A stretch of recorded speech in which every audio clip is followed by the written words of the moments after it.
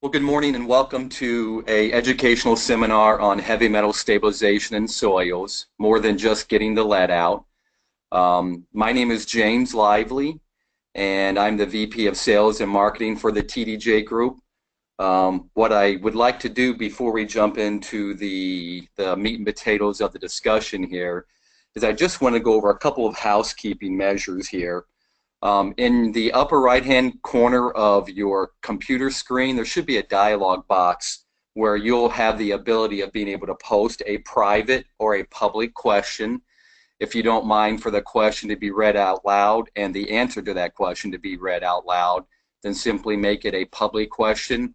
If you have a more private question that you don't want to share with the audience, something that's proprietary or a very specific project you don't want to reveal, either click the private box to submit that as a private question, or if you look at the email address we have at the bottom of the screen here, tdj@blastox.com, feel free, if you're more comfortable doing that, just submitting a question, private question. If we can't get to that at the end of today's presentation, we'll respond after the presentation.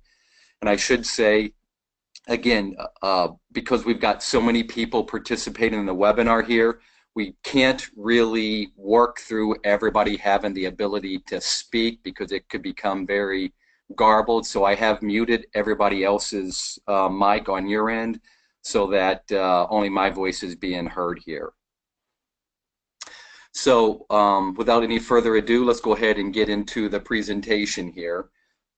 Before I just briefly describe our company, I do want to talk, kind of just set the table. We're not going to go through the stoichiometry of every chemical reaction and what a chemical equation would look like. Rather, we've kind of just made it more of a layman's presentation here, where we're going to talk about lead and cadmium stabilization and how straightforward that is, and then compare and contrast those two metals with arsenic, chromium, and selenium, and compare and contrast the different types of stabilization methods. And then we will also discuss some different methods of mixing materials, whether it's our material or another material. And regardless of the type of heavy metals, the mixing method would be independent of that. And then finally, we're going to end up with just a couple slides showing the relative cost of being able to stabilize a lead or cadmium contaminated soil waste versus an arsenic, chromium, or selenium contaminated waste. So briefly, who we are. Again, my name is James Lively, and I'm the VP of Sales and Marketing. And the TDJ Group is a firm that I represent. We are a chemical manufacturer located in the Chicagoland area. We've got a production facility about an hour and a half outside of Chicago. Our two primary product lines are Blastox and Bantox, and we serve three primary industries that produce hazardous waste. The foundry industry that produces lots of casted metals. They produce a heavy metal contaminated baghouse dust that's collected off the furnace emissions that tends to be lead and cadmium concentrated. We also provide products to contractors that would be sandblasting lead-based paint off of bridges and water towers and other types of industrial structures. And of course, today we're talking about soil remediation, which again is another industry that we provide our products to. And in the 20+ years that I've been with TDJ, we've been able to successfully stabilize well over 1.5 million tons of waste. Our distributor here in the Midwest is J. Carpenter Environmental, or JCE for short.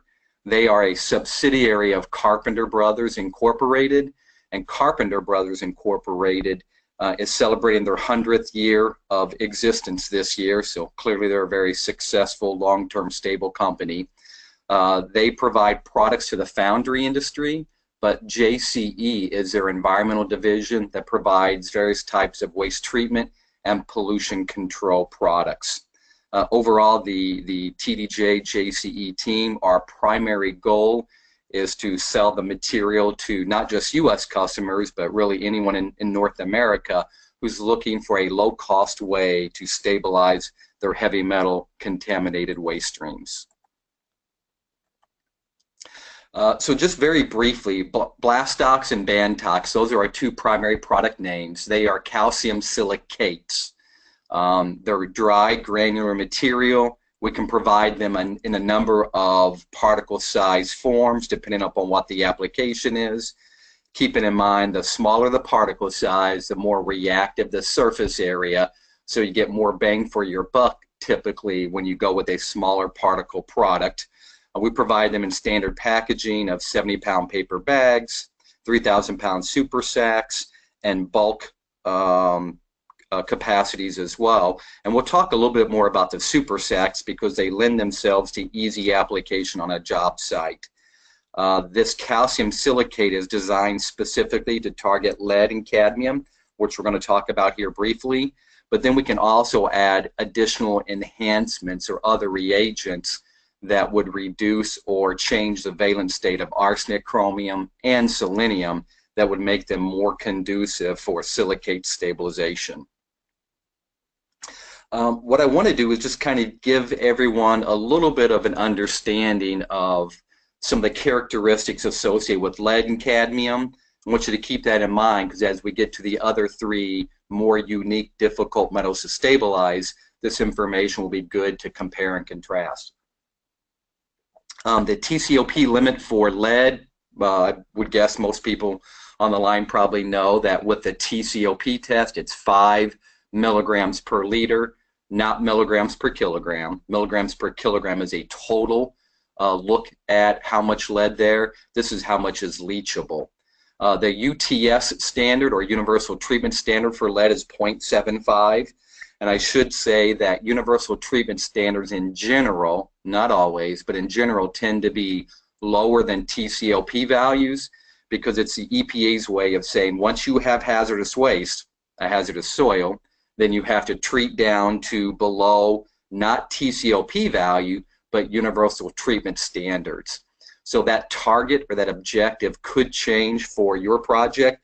So clearly you want to know up front, is what my bright line to pass, is it 5 milligrams per liter or is it 0.75 milligrams per liter? Lead and cadmium are both +2 divalent metal cations, meaning that their valence state is +2, and that'll be important as calcium silicate. If you understand that chemistry, calcium is an alkali earth metal that also is a divalent metal cation. So upon reaction, you would have a substitution reaction of the lead or the cadmium replacing the calcium for an insoluble heavy metal silicate.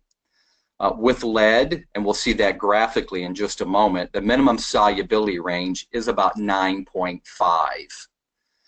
For cadmium, the TCOP limit is lower at 1 milligram per liter, and of course the UTS value is even more stringent at 0.11 milligram per liter.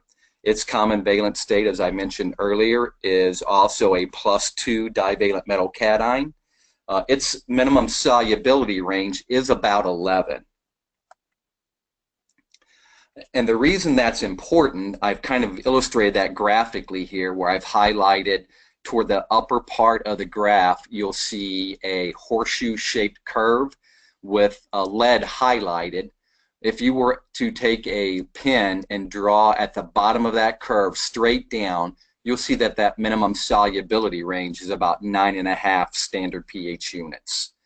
If you slide up the pH scale to about 11, 11.5, you'll see that you've reached the minimum solubility range for cadmium. In other words, if you can modify the chemistry or the chemical environment to have the pH value elevated, you can suppress the solubility of lead and cadmium by them precipitating out as hydroxides and not being soluble by pH adjustment alone. Now, I would caution people against using that because pH is a temporary adjustment that would not create a long-term stable waste, in my opinion, that could cause some issues down the road in terms of those materials being available for leaching again once the buffering capacity has been eliminated. here's a list of the types of stabilization approaches you can use for lead and cadmium, but I would strongly urge you to consider using multiple of these, again, as a way to ensure long-term stability. As I mentioned earlier, you can see that that minimum solubility range was between 8.5 and 11 for lead and cadmium. So you can add a calcium oxide or a magnesium oxide as an example to artificially increase the pH value, and you're going to not get lead or cadmium to leach out. But the problem with that is calcium oxide and magnesium oxide don't form a long-term stable compound the way a silicate perhaps and other reagents would. So again, I would caution you against just using those materials as a way to achieve TCLP or UTS compliance. As I alluded to earlier, calcium in the calcium silicate matrix is a +2 ionic form. You'll remember that lead and cadmium was as well. So when the calcium disassociates and leaches off of the silicate matrix, there's now a cation void site where the lead and the cadmium have an affinity to attach to. So that is a chemical reaction, as is a pH adjustment. The third reaction really is a physical reaction where the fancy terminology that we like to use, we call micro and macro encapsulation. In layman's terms, that means that it solidifies or helps to create a physical barrier around individual particles, as well as, if you can imagine this entire roll-off box being dumped into a landfill, and upon exposure to moisture, forming a crust around the outside, as well as having the materials inside harden up, where you would have pH adjustment, chemical conversion, as well as encapsulation, all working together ideally as a way to create long-term stable heavy metal wastes. Keep in mind what we had mentioned about the profile of cadmium and lead. Those are both single valence charges at +2. When we get into arsenic, selenium especially, but also chromium, you'll see that there are multiple valence states. With arsenic, it's important to know that the TCOP value is 5 milligrams per liter. Interestingly enough, the UTS value is also 5 milligrams per liter. And the reason that value is not lower is because EPA has set the value at a comparable rate, and that tends to suggest the difficulty in being able to suppress or stabilize arsenic so that it's no longer soluble. The two common valence states are +3 or arsenite and +5 is arsenate. And when they're in combination with other compounds, they form an anionic compound. Just a quick backup on anionic versus cationic. If you remember back in high school chemistry, cations are positive, anions are negative. When these materials, arsenic that is, form compounds, they tend to be negatively charged compounds that don't lend itself necessarily to either pH adjustment or chemical conversion in relying just upon a silicate or other compound reaction. For selenium, the TCOP value is 1, and interestingly enough, the UTS value is 5.7, again speaking to the difficulty of being able to achieve compliance. So in theory, if a waste exceeds 1.0 and you add something to it, as long as it's under 5.7, you've achieved that treatment. But the real intent and spirit of the rule isn't to try to play games between the TCOP and the UTS, but it's to add something that will keep the solubility of selenium under 5.7 milligrams per liter. Again, multiple valence states. Selenium of the three is the one that has the most types of valence states, both a negative charged particles at -2, which is called selenide. Selenium with a 0 valence charge just simply means it's metallic. So if it's lead, or cadmium and you see the charge at 0, that simply means it's the metallic form of that heavy metal. Then there's selenite, which is a +4 valence charge, and then selenate, which is a +6 charge. Now, selenium does tend in some forms to have a minimum solubility range between 6.5 and 7. But if you remember cadmium and lead, they were 8.5 and higher. So if you tried to hit the minimum solubility range of selenium and you also had cadmium, it would be nearly impossible to hit both minimum pH ranges as a way to control the solubility by adding a pH buffering material only. And again, selenium, it is an anionic compound that it forms with other materials. And continuing on the multivalent state heavy metals, let's discuss chromium, where the chromium TCOP limit is 5 milligrams per liter and the UTS value is 0.6 milligrams per liter. It's lower and more stringent than the TCOP, kind of following the traditional EPA approach where the UTS value is lower than the TCOP value. Chromium has two different forms that it tends to be present in. They're both positive valences at +3 or +6, where you'll hear the terms trivalent and hexavalent, again just speaking to the number on that charge. And with the hexavalent, they tend to be either chromates or dichromates when you look at the chemical form. Interestingly enough, if you increase the pH and you've got a chromium waste, because of the potential for oxidization there, you could actually increase the valence charge from +3 to +6, and +6 is more mobile and more toxic than +3. So if you had chromium and cadmium and you were relying upon a pH adjusting material only, you could stabilize the cadmium or the lead, but by raising the pH, you could actually cause the chromium to become more soluble, thereby causing a problem while you're trying to eliminate one. And I've got the next 3 slides are a series of graphs that basically speak to how the solubility or the absorption rate of these materials to other materials that would lock them up are being influenced by pH. So this is for arsenic, and you can see where it's got both the Roman numeral 3 and the Roman numeral 5. The line across the top is Roman numeral 3 for +3, and the one's going more on the diagonal is a +5 valence charge.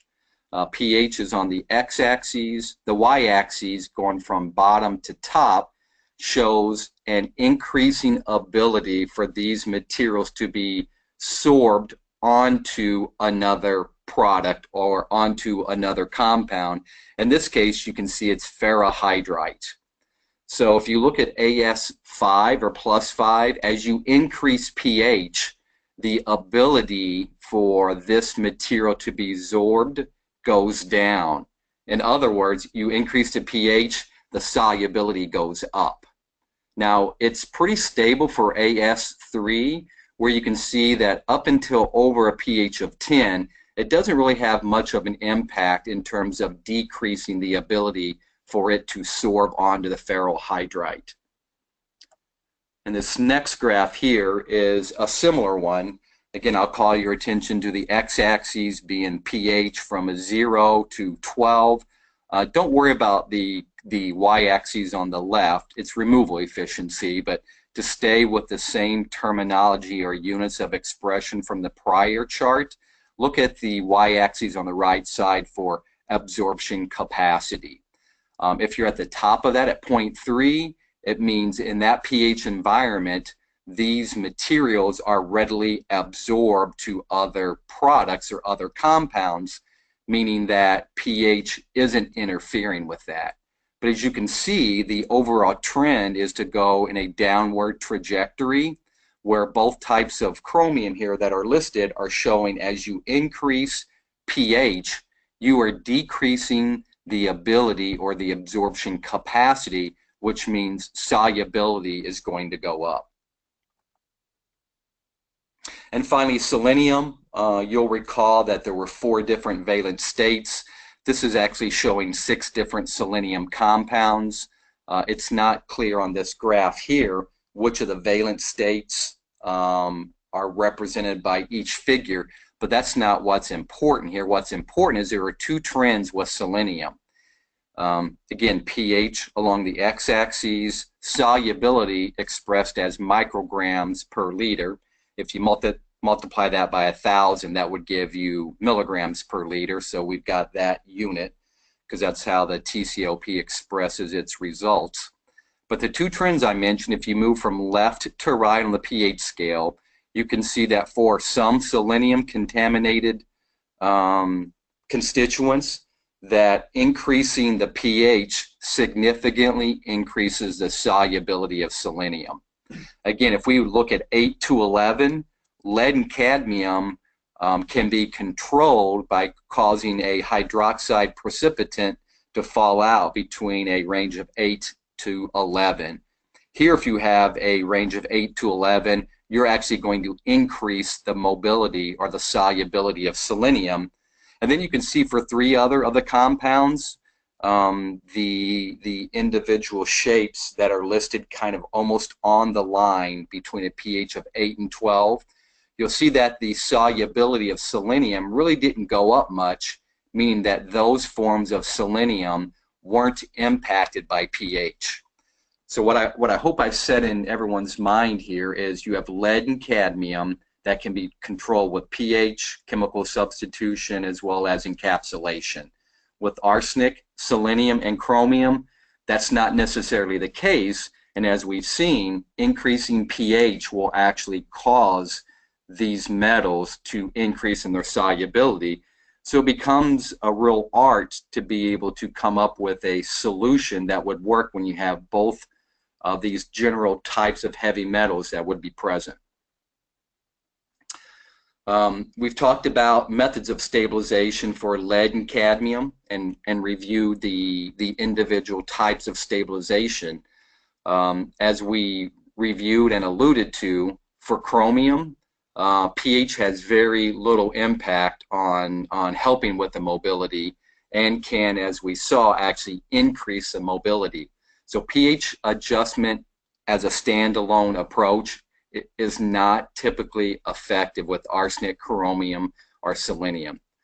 What is effective is by taking that process or taking those heavy metals through a redox reaction or reduction oxidation reaction, changing the valent state of these materials to a point where they become less mobile by simply modifying the valent state and allowing them to be encapsulated by a silicate chemistry in context of using our material. And if you're able to reduce the valent state to the point where it's not soluble, as is the case with trivalent chromium, you would not need a chemical substitution reaction because you've already helped to limit its mobility by simply changing its valent state. But by simply solidifying or encapsulating it, that would be the second required safeguard, in my opinion, to ensure that of these 3 types of unique and difficult to stabilize heavy metals, that you've got them suppressed so that they don't exceed the TCOP test. And just as a throw in there, our blastox by itself would stabilize the lead and the cadmium, and we have other enhancements, other redox dry granular or powder material that we create a customized blend that will achieve stabilization of these materials. And what I wanted to do in this next slide is, it's titled How Much Blastox. You can plug in whatever reagent name you want to there, but the same principles are going to apply. So how much reagent do I need to add? It's always ideal to get representative samples of a waste and do testing. We provide complimentary, that is free treatability testing for people who are interested in using our chemistry. And as we lay out here, we prefer to get splits of samples that have already been collected and tested. That way we get not only a sample, but we get the laboratory analyses. So that will help to inform which product and at what add rate we begin our treatability study. Again, it's important that we have a representative sample, and if we have about a quart of a composite sample, if variability is uniform, there's probably some people chuckling right now about uniformity of variability. We've certainly seen in most projects you don't have uniformity, you do have a high degree or range of variability. In that case, we'd like to have a sample from each of the main areas of variability so that we can optimize how much you need to add, whereas you can either add a larger amount over the entire pile, or if you segregate it, we can do, as an example, 5% in the higher range or 3% in the other range. If we don't have samples, we can still operate by knowing a history of experiences with our material, knowing that if it tends to leach between 5 and 50, 3% add rate will be effective, and if it's 50 to 100, and we've seen values that approached 4 digits there, meaning 1,000 milligrams per liter, that we've been able to stabilize with a 5% add rate. And these are typically add rates for lead and cadmium. As we'll see here in a little bit, when it comes to arsenic, selenium, and chromium, it tends to require a slightly higher add rate. So either we've tested it or we've looked at the lab reports and we say we're going to use, as an example, a 3% add rate. And I know it's about 10:30 in the morning here in the middle part of America. Maybe a little too early to do some math, but this is very important, because if we don't follow and calculate how much to add in this manner, we're going to come up with less material than is necessary, which might lead to a problem of improper or not uniform stabilization. So our example here is we have 10,000 cubic yards of soil, and we're just going to apply a conversion factor of 1.4 tons per cubic yard as a standard metric, and that would give us 14,000 tons of soil. We sell our product on tons as a metric, not cubic yards, so that's the reason we calculate it that way. But in order to do it, you just don't take 14,000 tons and multiply it by 3%. If you did that, you get to 14,420 tons, which is less than what you would need. Here's the appropriate and accurate way to calculate how much I need to add on top of the 14,000 tons of soil. So you divide the tons, which is 14,000, by 1 minus the add rate in decimal form. The add rate, as an example here, is 3% or 0.03. So if you took 14,000 tons and divided it by 1 minus 0.03, which would be 0.97, you're going to come up with 14,433 tons. The difference between that and what we started with, that is 14,000, is 433 reagent tons. Again, if you multiply 14,000 by 3%, just straight kind of linearly calculate that, you're going to come up with 420 tons of reagent, which is 13 tons less than we would recommend. And as a result, we might be a little bit short on the dose rate overall. So hopefully that's pretty straightforward. If you have questions about that, again, I'd encourage you to submit a question to us on that. And now how to mix. So I'm going to go through and kind of, again, I'm saying how to mix blastox. This would be appropriate with any other dry, powder, or granular material. In using bulk bags, which is probably 2/3 to 3/4 of the projects we get involved in, we'll certainly send a rep out if this is your first time mixing the material. And what we could do is, or an approach would be, if we've got, say, a 40-foot by 40-foot parcel of area that's going to be contaminated down to about 1 foot, you'd calculate the cubic yards then you would calculate that to how many tons by multiplying it by 1.4. And then we go through the calculations that we did in the prior slide. Whatever our recommended add rate was, we would calculate how much of our material you need to add on top of that 40 by 40 footprint, if you will. And then you simply, with a backhoe or some other type of tool or piece of equipment, mix that material from top to bottom, ensuring that it's been thoroughly mixed. Whereas if you're using a backhoe, for instance, with a bucket, you want to turn it 5 to 6 times. Now that's one way of doing it, is adding the material on top and then beginning your excavation where you're mixing the soil. Another type that's very common for very large projects, let's say you got a 50,000 ton project, and you want to work off of smaller piles, let's say 500 tons to 1,000 tons, because it's easier to be able to mix 500 tons versus a pile that's 50,000 tons. So you'll segregate that 500 ton pile, calculate again how much of our material you would need, apply or disperse it to the top of the material, and simply mix it again with either a backhoe or some other piece of equipment that would thoroughly homogenize the reagent and the soil to be stabilized. If you're using bulk, which again we can provide in bulk packaging as well, two different options that we've encountered in the field is, one, you have a pug mill that's connected to a silo, and the silo will either blow pneumatically or gravitationally allow the reagent to flow into the pug mill, knowing that the pug mill capacity for soil is X, going through the calculation that we did before and determining the appropriate amount of reagent, adding that into the pug mill, activating or turning the pug mill on, and doing that for several revolutions until you believe you've got a thoroughly homogenized soil. Another application for bulk are these trucks that are equipped with a tank that you can blow into from your on-site storage silo, and they've got either spray bars or a mechanism on the bottom that allows you to meter out a specific amount of material as you're driving over soil.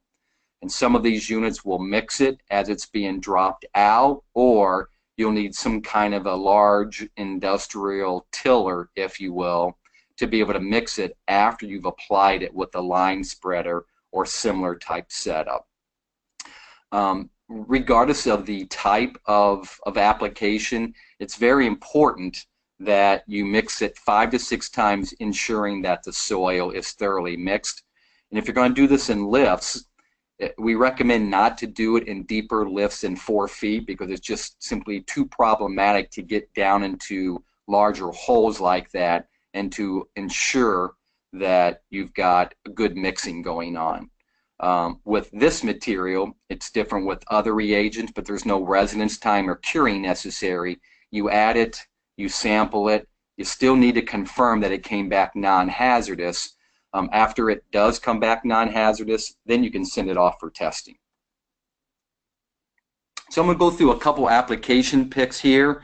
Then I actually have a very short video of a different mixing head, if you will, that was placed on the end of a piece of heavy equipment. That's a pretty slick way of being able to homogenize the soil after the material has been added. Here are the standard bulk bags that our material comes packaged in. You can't see it very well in this picture, but at the very bottom of each bulk bag there's a spout with a choker or a regulator rope attached to it, and you can open or close that and help to meter out how much material you want to drain out of the bag. And as you can see, they've got a series of chains attached to the stirrups or the loops on the top of the bag, and then they can move that bulk bag around and simply dispersing it and applying this material on top of the soil, which would then be mixed at a later time using a backhoe, not unlike the series of pictures here, where if you look at the upper right picture, you'll see an individual just reaching underneath the bag to pull the spout out. And if you look at the lower left picture, they have already applied the reagent on top of it, and now they're simply mixing it with the bucket on a backhoe. This is maybe a little better illustration. We're on the picture on the left. You can see product literally pouring out of the bottom of that bulk bag, and you can see they've been able to, with some good control, and a lot of these operators are really good at being able to kind of feather that material out and spreading it in a uniform layer. And then the picture on the right, you'll see where they're taking the bucket to mix it. Now what I'd like to do is just quickly show you a picture of a different type of mixing head. And as you can see here, it almost looks like some medieval barrel that's got all these spikes coming out. The video that I'm going to show you will show you these rotary arms in motion and how effective it is at mixing the waste along with the reagent. But the point here isn't to recommend one piece of equipment over another. It's just to simply say some might be a little better than others, but there are multiple methods where you can mix the materials on site.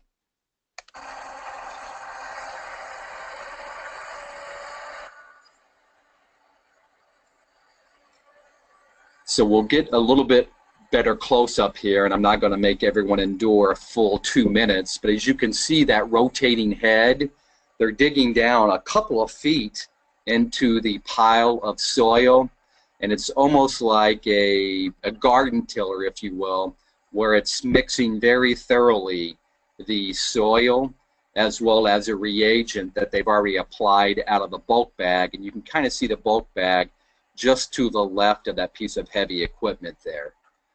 I'll let this go for just another minute, but again, you can see how easy it is for these operators to be able to mix from to be able to apply, I should say, from a piece of heavy equipment and either a spreader bar or a chain. And then after spreading it, again, this rotating head works quite well at being able to homogenize the materials. So I'm going to go ahead and jump back into the presentation here. We've just got a few more slides.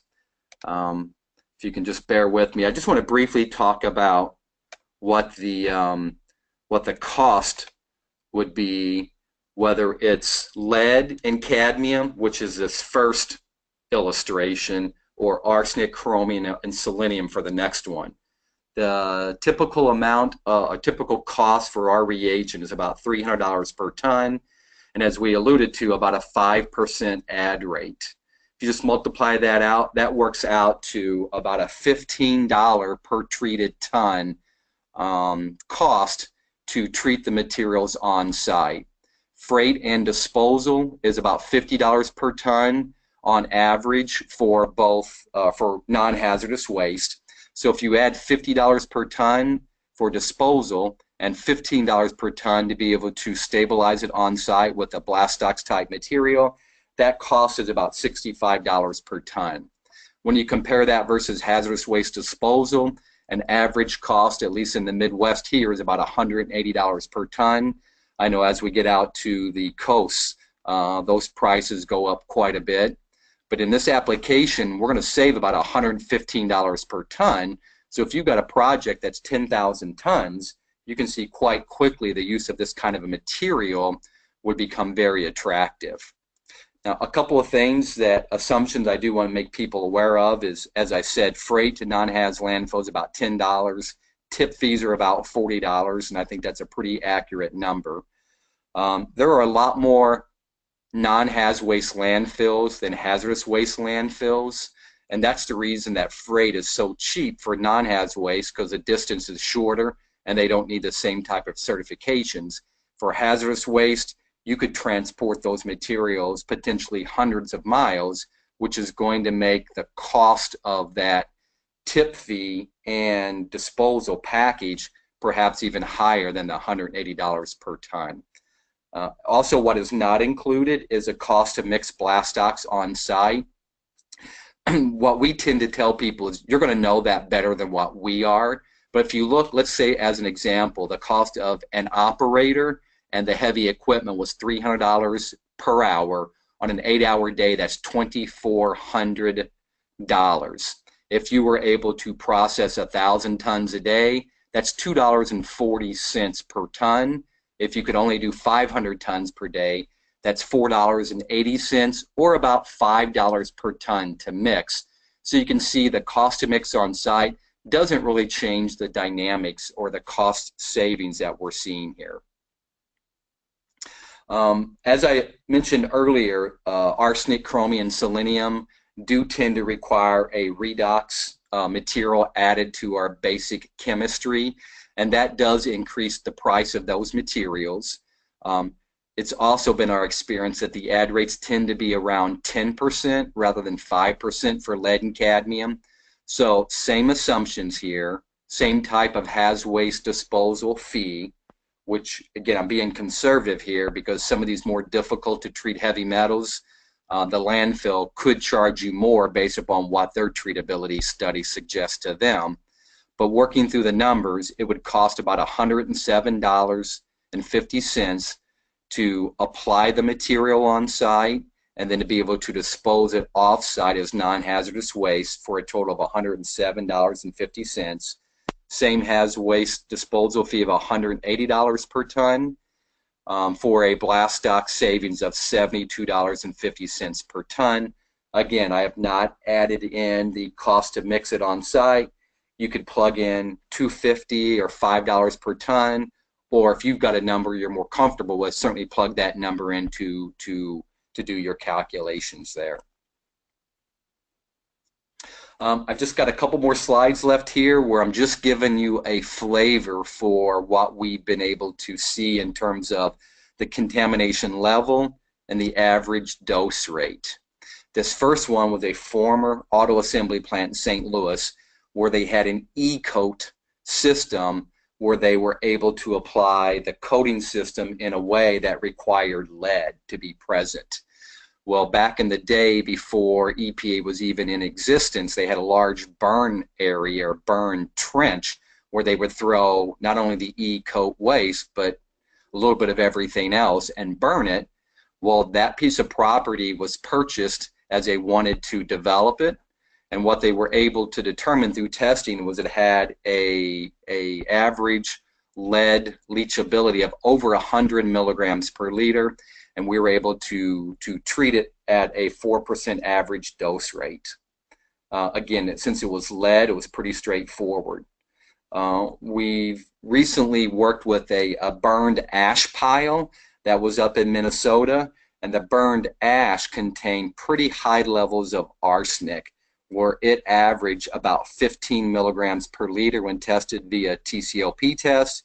And when we tested several samples with our blend of chemistries that have the redox reagent added to it, we were able to stabilize that for a 10% dose rate. This next project was pretty unique in that it had both cadmium and hexavalent chromium. It was a former plating operation where it's very typical to see hexavalent chromium. That was a common contaminant for a lot of metal plating operations that would have some environmental issues.